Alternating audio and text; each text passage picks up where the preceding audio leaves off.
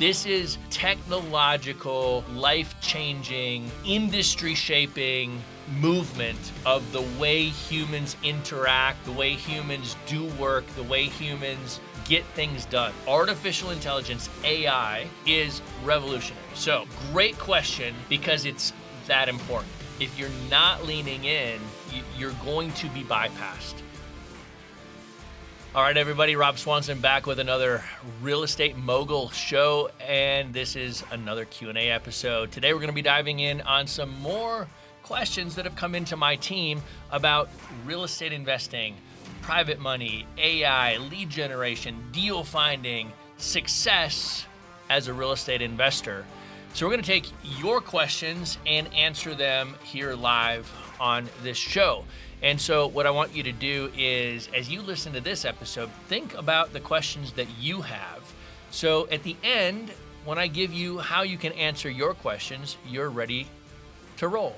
I've been investing in real estate for over 25 years, and there's probably not a deal out there that I haven't seen, probably haven't closed on. I've done this in over 20 different states, 30 different cities, and have closed every kind of real estate deal under the sun. So when it comes to lead generation, when it comes to systems and automation, when it comes to scale, when it comes to you name it, I've probably done it.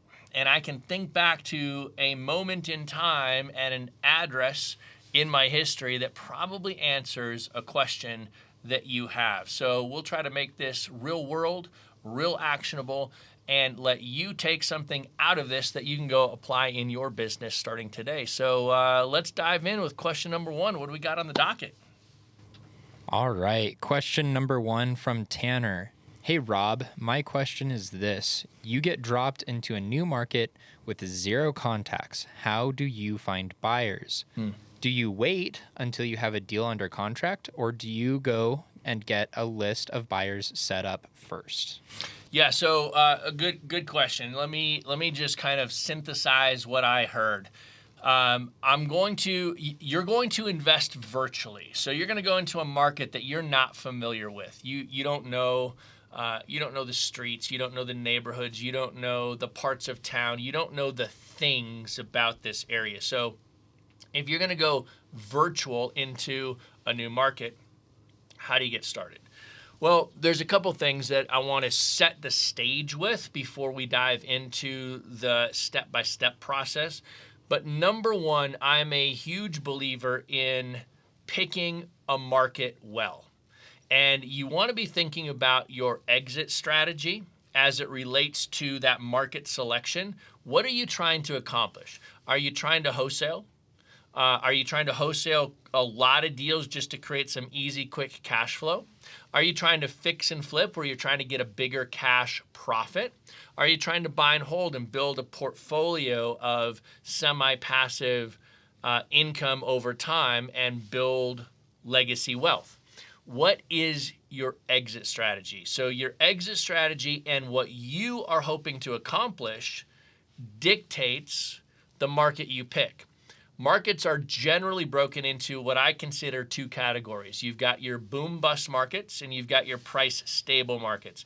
Boom-bust markets, through the ups and the downs of a market cycle, they boom and prices go way up, but when they bust big and prices come way down. A price-stable market, on the other hand, goes up a little bit through the good times and down a little bit through the bad times. Generally, in the boom of the boom market, nothing cash flows. It's negative cash flow.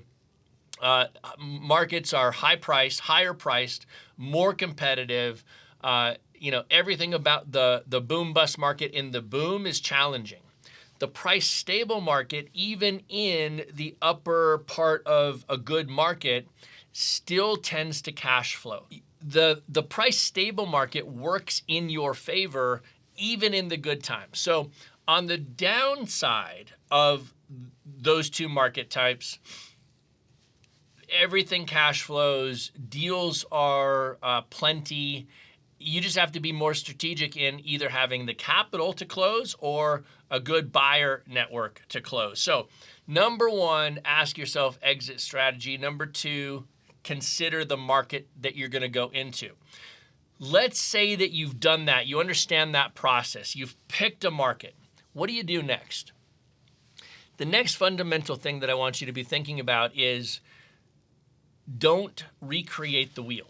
Don't be a pioneer. There's no need to be a pioneer in real estate investing. There are thousands of successful real estate investors in every single market across the country. And so once you've picked a market, you want to start asking a series of questions. Who's making money? How are they making money? Where are they making money? And so generally it starts with the where, because what we're going to use and do is tap into public records. We're going to tap into data, and we're going to figure out where the data guides us. And when the data guides us to a good spot, what we know a good spot means, I call it a honey hole, and it's where real estate investors are actively doing deals and making money. In fact, my team and I recently published a report, and it's the top zip codes for 2025. What we did is we looked at 150 or so of the top markets across the country, and we dove in and we said, what are the top zip codes in these markets? And so if you look down in the show notes, you can go claim your copy of our best zip codes report, and it'll kind of guide you through some of this process. Go find your selected city or metro area on the market, on the list, and check out the zip codes, see what's happening. And so I start with geography, and I want to look for activity. I want to see where investors are making money. And so one of the ways I do that is using the FreedomSoft software. There's a tool inside of the FreedomSoft software called Zip Finder. And what Zip Finder allows you to do is identify where the investor activity in any city, metro, city, county, zip code across the country, it identifies those top zip codes, and it shows you where investors are actively doing deals. So when you answer the question of where, the next question you can answer is who. So what I want to know is where are they making money? And then I want to know who's making the money. Once I understand who's making the money, I can do a couple of things. I can focus in on looking at the public records data and saying, well, what is this investor, what are these investors doing right now? We know where they're making money, so we're not going to pioneer, the east side of town when the west side of town is profitable. We're not going to try to go north when south is where all the money's being made. We're going to first answer where. Geography. Where's the money being made? We're going to focus there. Then we're going to find out who is actually making the money so that we can figure out, okay, are they actively doing deals? Is this an investor that's buying one a month, one every other month, one a year, 10 a month? What's going on? Who's doing the activity? Once I can figure that out, I can figure out the contact information for that investor. I can look first in public records and just ask, what are they buying? What are they selling? What are they buying? What are they holding? What price are they paying? Then I'm going to move to the third piece, which is how. And I'm going to start asking the question, how are they making money? Are they wholesaling? Are they fix and flipping? Are they buy and holding? What is the strategy that they're utilizing to make money? Because again, I don't want to be the pioneer. I want to go in and I want to copy success, right? Success leaves clues. And so when I go in and say, where's the money being made? Who's making the money and how are they doing it?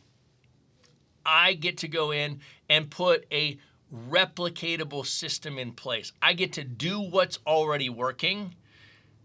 My chance of success goes through the roof because I'm not saying, I got this whiz-bang fancy strategy that I just learned off of YouTube, and you know what I'm going to do? I'm going to go into this market that I picked randomly, and I'm going to apply this strategy here.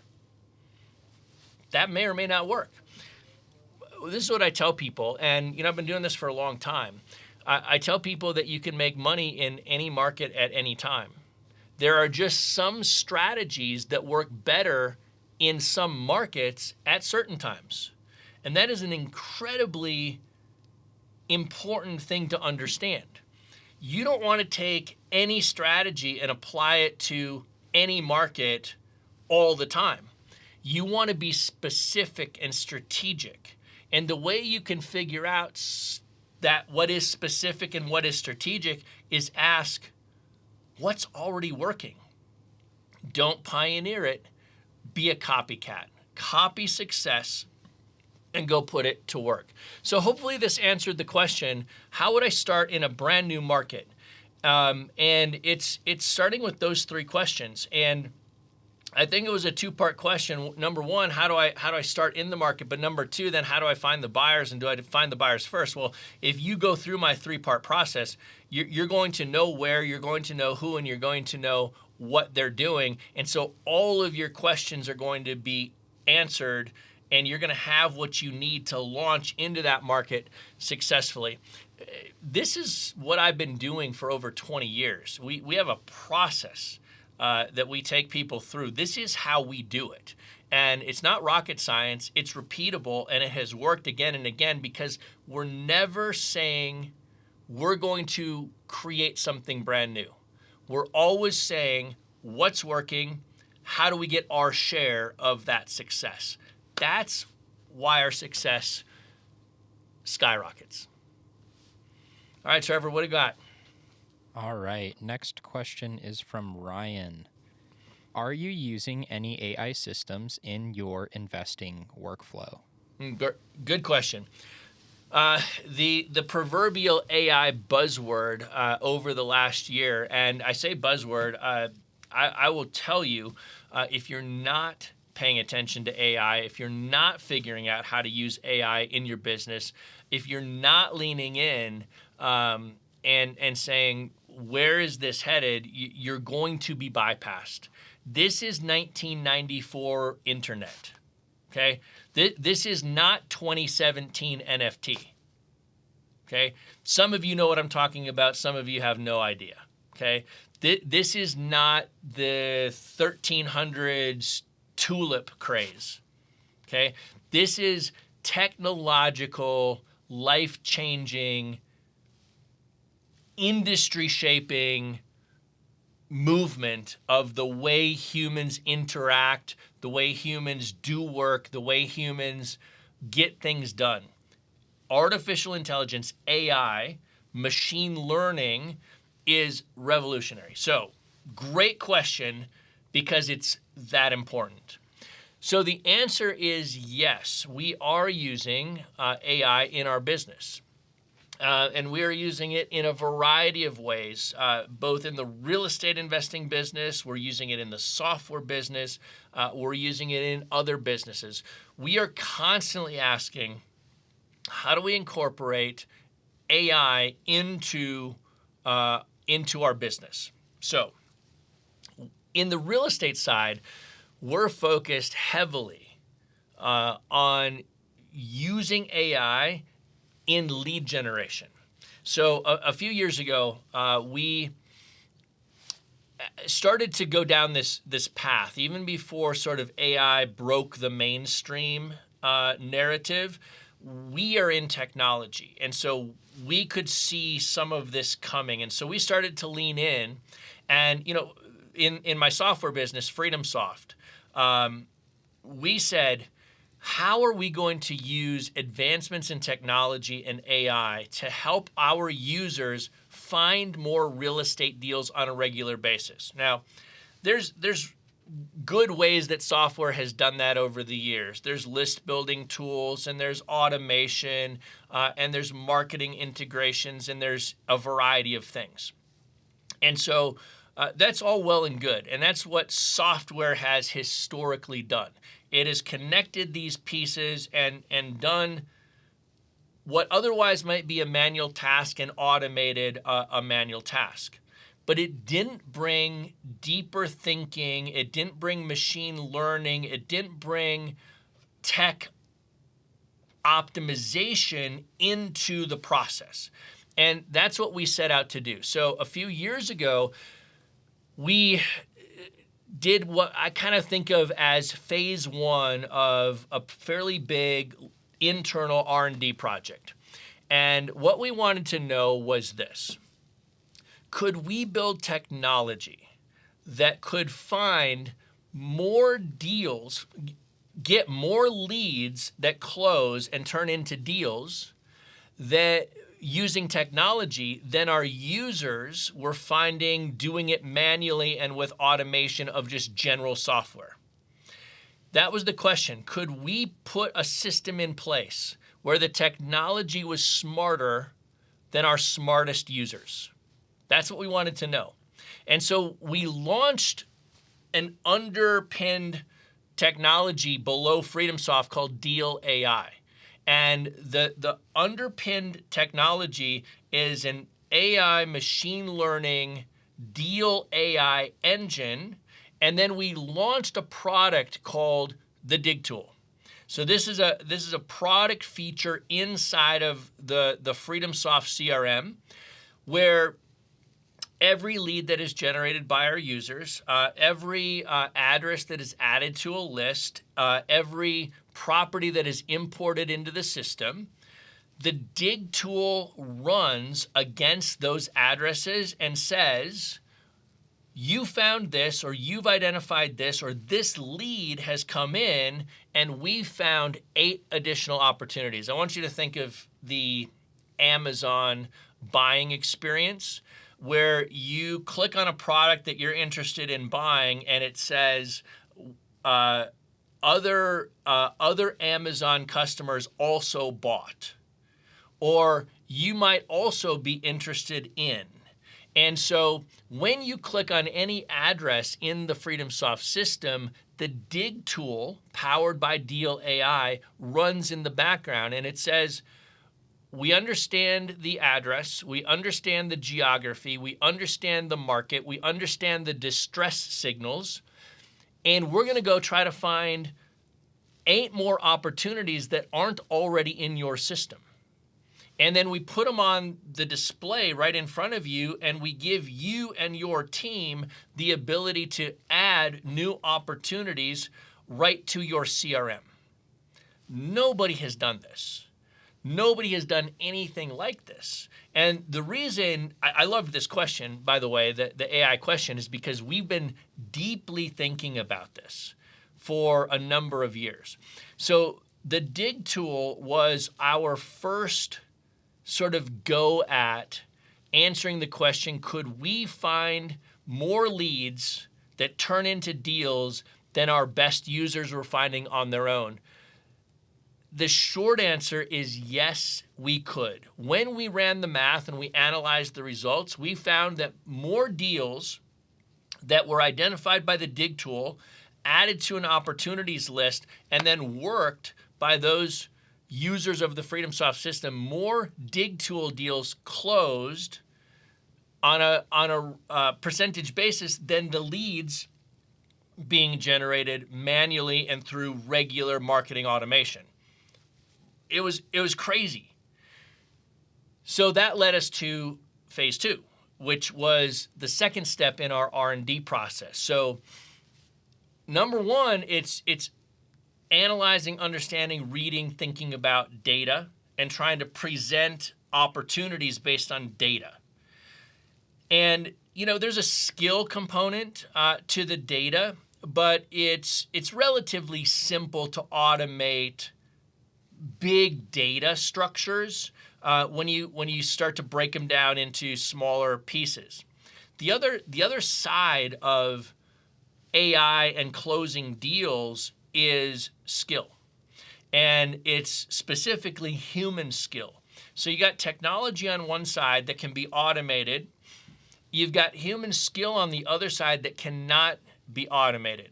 But with the introduction of AI, the question starts to become, could we automate some of the human skill? Well, that ultimately led us to phase 2 of our R&D AI project, which was leaning into the machine. And the machine is a product, a tool inside of FreedomSoft that automates the technology piece. It takes what we learned from the Dig tool and Deal AI, and it incorporates the human skill component. There are roughly 9 steps to closing a real estate deal, from building a list, launching marketing, capturing leads, following up, doing the whole thing all the way around. And there are 3 or 4 specific areas where a human has to get involved. And the more skill that human has, the more success the real estate investor has.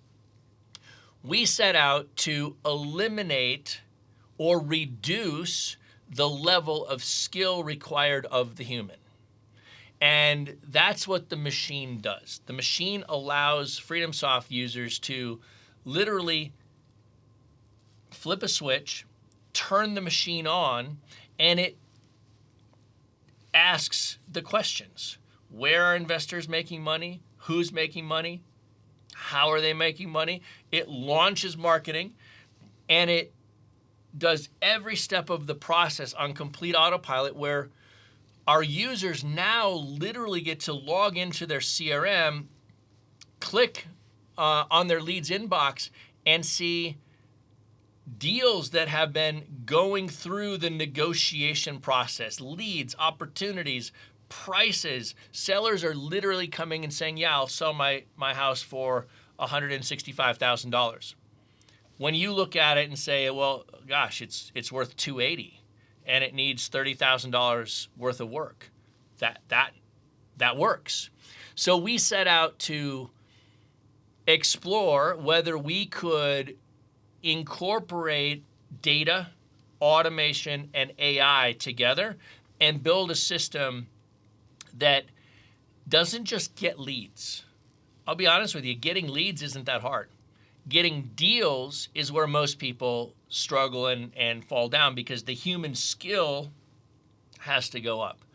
We set out to reduce the level of human skill. The machine did that. So that's a fantastic question.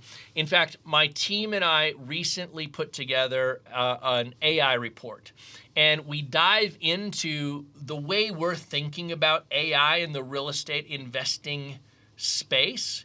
And you can grab your copy in the show notes just below this video. Just go down and click on it, and you can get the report that we've been working on. So fantastic question, and I think you guys will really enjoy diving into that report and seeing how we're thinking about the future of real estate investing and the future of technology, bringing the AI era into an industry going forward. So go claim your copy. You'll love it. All right, so Trevor, let's dive into the next question here. What do we got? All right. Next question is from Ethan. Ever since SMS marketing got legislated away a couple of years ago, I've been struggling to get a lot of deals. The best thing so far has been direct mail, but it's just not the same as SMS was for me, and it's eating into my bottom line. What do I do? Great question. Interesting question, right? So let's start with the wild, wild west of lead generation. I've been doing this for a long time, and I consider myself an expert in real estate investor lead generation not because I've crowned myself an expert. I've just done it a lot. And I've done just about every kind of lead generation strategy you can think of out there to try to figure out what works and what works consistently. And so there was a period of time from about 2012, 2013 up through 2022 or so where SMS, it was about a 9-year run where text message marketing was like the holy grail. It was the cat's meow. It was the whole enchilada. It was fast. It was cheap. It just flat out worked. And what happened is everybody started getting dozens or hundreds of texts a day, and people got annoyed by it. And so what ultimately ended up happening is Congress, the government said, hey, carriers, hey, Verizon, T-Mobile, AT&T, if you guys don't legislate yourself and regulate yourself, if you don't regulate yourself, we're going to legislate you. So in 2018, the Trace Act was signed into law, and it basically gave new rules and regulations on how text marketing, so the initial text to a prospect, could be handled, managed, done. What are the rules behind it?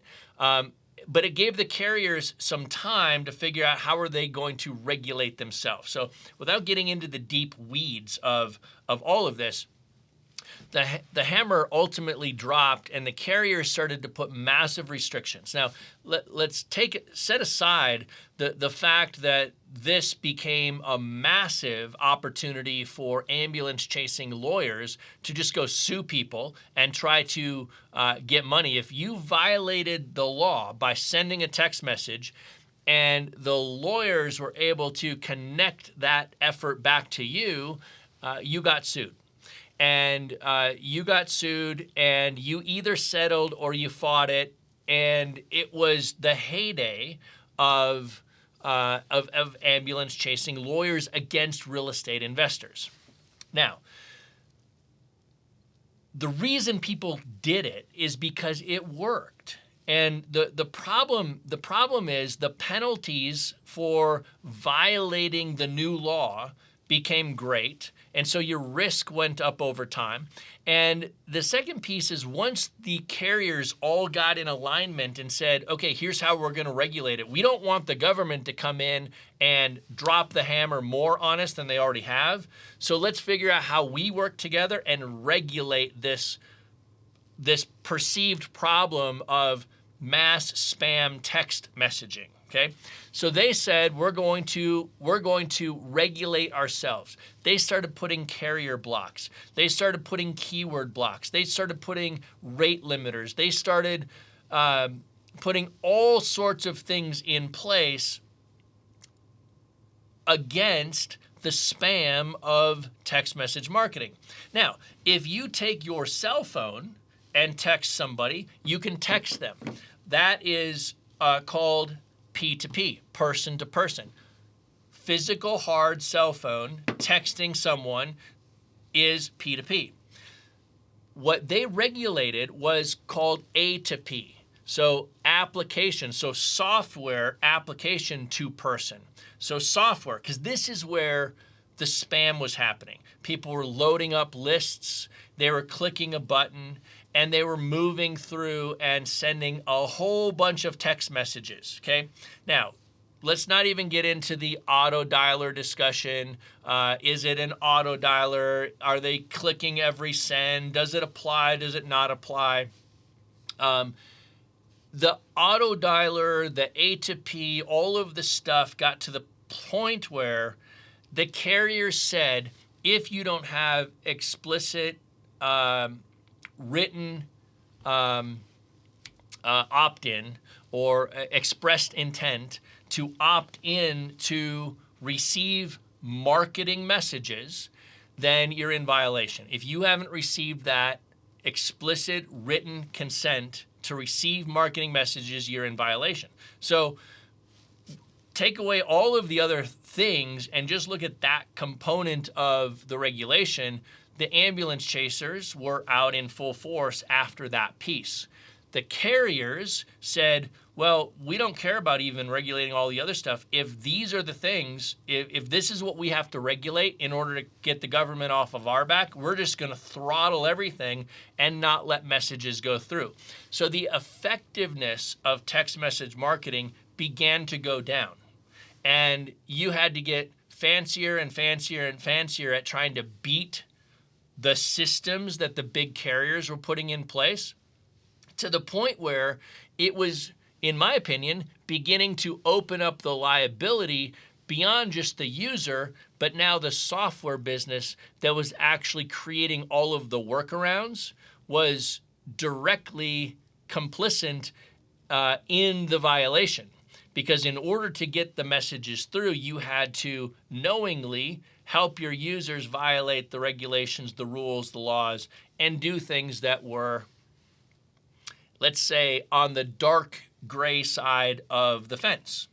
And so it started to not work. And there are still people that do it. They're willing to take the risk. They're willing to try different things. In my opinion, you're better off figuring out how to work in a space that doesn't have the liability, doesn't have the risk, isn't about to get hammered again and literally disappear. Let's not build your real estate investing business on quicksand. Let's build it on a solid foundation. Which brings me to the second part of your question, and the foundation of my real estate investing business for over 20 years, which has been direct mail. You know what has never gone away? Direct mail effectiveness. You know what has gotten easier to do? Sending direct mail. You know what has gotten more opportunities because of technology advancements? Direct mail. You know what's not going away anytime soon? Direct mail. Build your lead generation business on the foundation of direct mail. Now, you said that you've moved to direct mail. However, it's not working for you. It's not producing what you need it to produce. Well, what I'd like you to do is go download a copy of this report. It's the response rate maximizer. And what it's going to do is it's going to show you 5 direct mail hacks that you can use to increase the response rate of your direct mail. It's an absolute game changer, because what people don't understand with direct mail is that focusing on response rate is the #1 metric that drives success using direct mail. So what I want you to do is go grab your copy of this, go through this report, and start to make these tweaks in your direct mail system. If you do, you are going to see response rates go up, you're going to see lead costs go down, you're going to see more leads, and the leads you do see are going to be of higher quality. That's what the response rate maximizer is all about. So go claim your copy just below this video. Now let's talk about it for a moment. The response rate maximizer is tackling your list building and connecting it to the messaging that you send out in your direct mail, and then having a very clear call to action that follows the whole loop. So here's how people make their mistake. You test direct mail, you send 1,000 postcards. And in order to send 1,000 postcards or 1,000 letters, you probably built a list.